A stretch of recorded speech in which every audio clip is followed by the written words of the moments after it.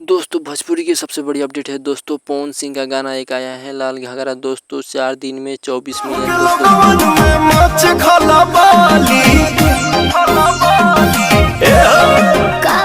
दोस्तों पवन सिंह का जितने भी फैन हैं मेरे चैनल को सब्सक्राइब कर दीजिए। इसी तरह की अपडेट पाने के लिए मेहनत करेंगे दिल से सिर्फ बेल आइकन को प्रेस और कर मैं दीजिए। कभी भी सिंगल में अपना तारीफ नहीं करता हूँ।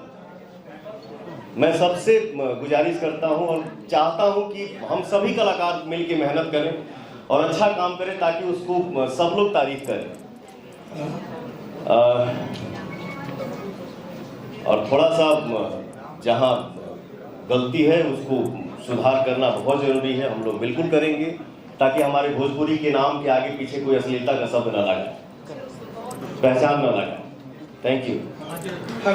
एक धब्बा सा लग जाना भोजपुरी की कि भोजपुरी में अश्लीलता कहाँ नहीं है। अगर